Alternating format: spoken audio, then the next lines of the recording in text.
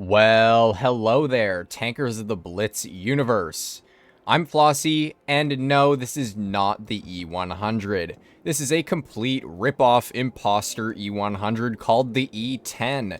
It is, in fact, available in the Season 4 event here for absolutely free. If you do, in fact, just play the game normally, you will be able to acquire this currency, whatever it's called, screens by completing events or event quests and more, and you'll be able to get this tank for free.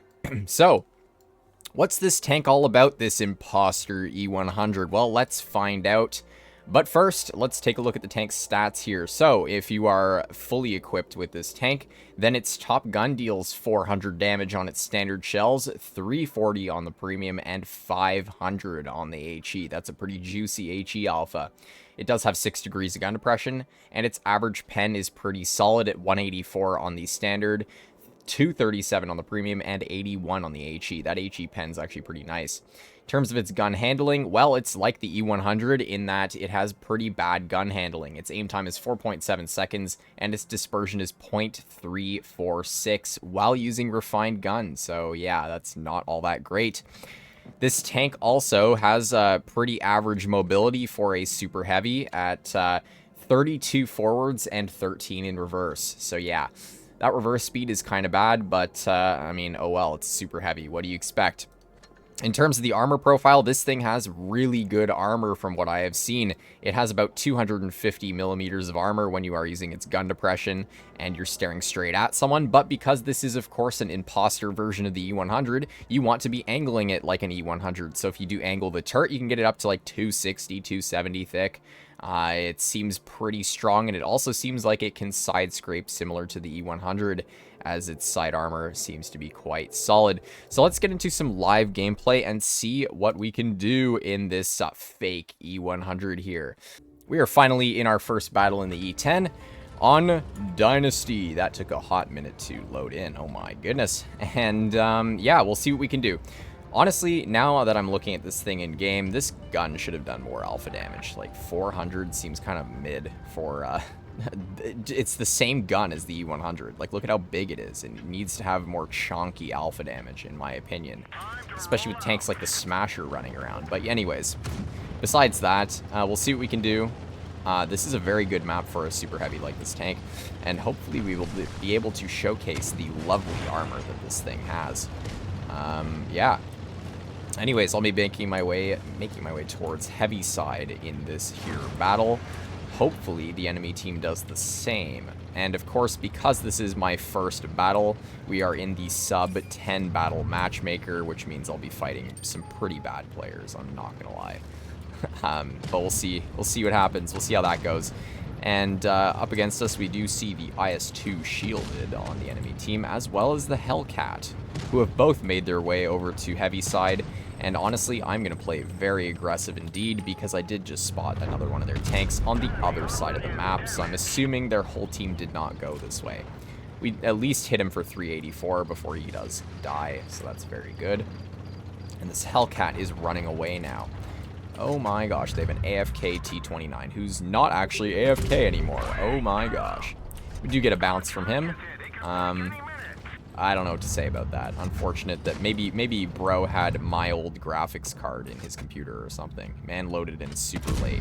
Let's see if we can get, oh my god, a 489 roll right into his lower plate there. That was pretty lucky that we even hit that with the accuracy on this tank.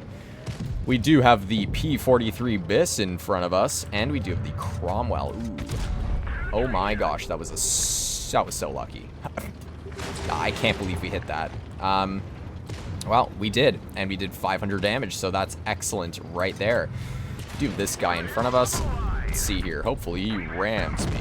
There we go. Look at that. Just like the E100, even tapping someone does 44 damage to him.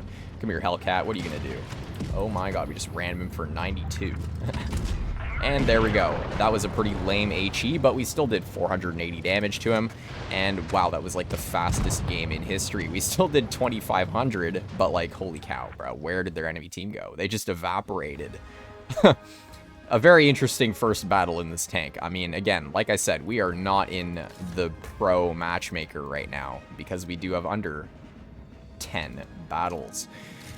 And we did top on the team, so pretty solid result. We did almost 2,700, not 1,700. Almost 2,700 damage for our first battle. So let's get right into game number 2. Hopefully the game loads me in a little bit faster. And the game did not load me in any faster.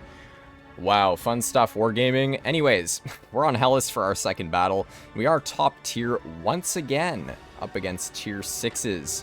We'll see what we can do this battle, but it really is just so funny looking at this tank. It's literally a squished E100.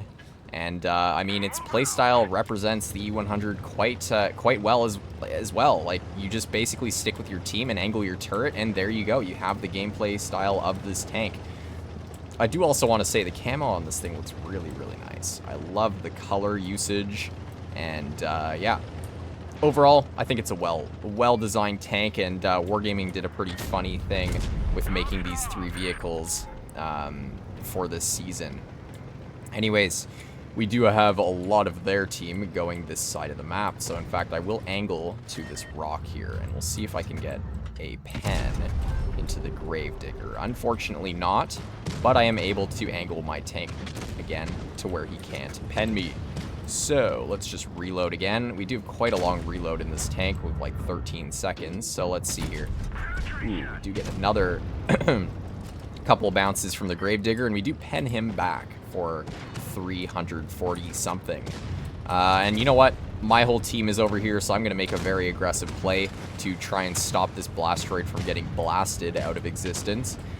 And we'll see if we can start shooting at this Gravedigger some more. Do not pen him because he did angle last minute there, or last second, so I can't do much about that. We do have the Tiger as well off to our side, and the Gravedigger seems to be tunneling me. So, in that case, I will back my way up. Let's see here, I'll get behind cover before he can shoot me, and in about 3 seconds, I will poke him again. And let's see here, let's give him another taste of that E10 Alpha. Never mind, we'll give him a taste of nothing. Just bounced a shot off of his turret. That was very unfortunate indeed. At least he does die. So now we are both down a tank. I would say that our tank trade is better than theirs because we did not lose a tier 7. We've only lost a couple of tier 6s here. Let's see if I can kill off this KV2. Unfortunately, I'm not able to do a ton of damage with that shot. I sort of just have to clear him because no one else is. So let's keep holding this corner here. I'm going to get a shot into this Tiger eventually, unless that VK does shoot at me there. Yeah, I'm just going to shoot at this Tiger here. He does bounce me, which is excellent. And we're looking pretty good so far. We still have a lot of our HP left. The only issue is they are up on base cap by a ton, which means I'm going to try and kill this Basoto in just a second here. There we go, kill him. And I am, in fact, going to step into base C as well, or sorry, base B, so then they cannot get 2 base caps on us again. Or, yeah. And anyways, I'm going to keep shooting at this guy now. Get him down to a 1 shot there, and hopefully angling will be enough to stop him from penning me. Unfortunately, I think I just over-angled that a bit too much. Also, the VK does have pretty solid pen, but so do we. We're going to load our premium ammo, and we'll get the clear on him. So it's still not looking great. We're at 8, they're at 845. Oh my god, I can't English on the base cap. Hopefully this SMV dies. Come on, someone kill him, please. He's literally at 100 health. Oh my god, bro. Thank you. Alright, so now we are looking pretty solid. We are going to win this game on base cap if this IS-2 or myself does not die to the VK. And yeah, just like that, we are now up on base cap, and there's nothing this guy can really do. Let's see if I can, in fact, get a shell into his turret. Unfortunately, that one misses. And yeah, VK is just going to YOLO, which is probably not a great idea. Let's see here. 2, 1, and 113 damage. Impressive stuff. Well, we did get 4 kills, and we did 2,200 damage that battle. So, not as good as the first game, but still a pretty solid result for our second battle. And, yeah, this tank has been pretty fun so far, honestly. That was a first class. Interesting. I guess it's the kills that we got. Our IS-2 did well that game as well. So yeah, let's get into our third and final game. I mean, again, this is a pretty simple tank to play, and because it's free, I think a lot of you guys are going to have fun in this vehicle when you do get it, especially when you do max it out. So, We're on Canal for our third and final game, and we do have an E10 on our team as well as one on the enemy team. So it seems like players are starting to receive this tank and actually use it. And our E10 seems to have the max gun at least, so that's also very good. Anyways, I'll see what the team does. Most likely, I'm going to make my way towards this spot in mid here because, of course, I want to be able to support both sides of the map. It doesn't matter if their team goes medium side or heavy side. I just want to be closest to the action because the bad mobility on this tank makes it really annoying on a map like Canal to go anywhere too far onto one side of the map. Anyways, see if any of their tanks go into C cap. That would be ideal, but we'll see what happens. I'm just going to hold this corner for now. Our team is capping 2 bases, which is very nice indeed, and there is their E10. He does not seem to have the maxed out gun, so we do actually somehow get out-traded by him. That is impressive indeed. Bro, look at that. Man does not have the max gun, but we do less damage than him. Alright, well, that's unfortunate, but oh well, like I said. Let's see if we can get a shot into someone crossing, though. That would be nice. Well, we did get a shot into him, but it didn't pen, so that's unfortunate. Our team seems to be getting pushed quite heavily on that side of the map, and that makes sense because we only have 2 tanks over there, and they have like 4. So let's see if I can get a shell into this guy here. Another awful roll, 361. Again, I wish the alpha on this tank was a little bit higher for what the gun looks like. Also, it doesn't sound like the E100 gun, which is so strange. It sounds kind of lame. Oh my god, of course. The Blastoid angles so we hit his track with heat. That sucks. Let's see, though. Maybe I can get a nice HE into this guy's turret here. Oh, it goes a little bit high and only hits him for 173. Well, I'm just going to keep holding this angle. Even though our team is down on tanks, we do have better positioning over them. Their Blastoid is kind of just sitting in this dip, doing a whole lot of nothing. Okay, game. Really? Really, game. Holy cow, that's not even the gun's fault. I literally... how did that bounce? Okay. Crazy stuff, indeed. Well, now at this point, I'm just going to shoot it like... I don't even know, dude. That shot just made me mad. Like, the fact that that bounced and I'm low-rolling, like, all of these shells. Like, come on, game. Really? And the IS-2 hits that. Okay. Wow. This game is very scuffed indeed, and it's not looking like a win as of right now. Although, hopefully our IS-2 can kill that Blastoid there.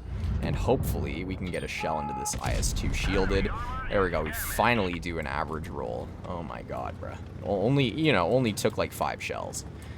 Anyways, if this anniversary rushes me, I should be okay. It's really just that IS-2 that I have to worry about here. And honestly... aiming in, we get another low roll. Wow, my RNG with my rolls has been pretty tragic. Yeah, at least he's getting bled out. He is now a one-shot for our HE, so we should just be able to HE splash him and kill him. And we are still up on base cap, which is the good thing about this battle here. Hopefully, our VK doesn't just throw his tank away there. There we go, we do get a nice HE into him. And I am going to make my way back around here, turning my tank around as fast as I can towards this anniversary right here. And hopefully I can get a clear shot into him. There we go. 173 damage, and we're going to angle back up before we can get shot at by anyone else. So, we still have some full HP tanks over here. Some very healthy tanks indeed, like that T-23E3.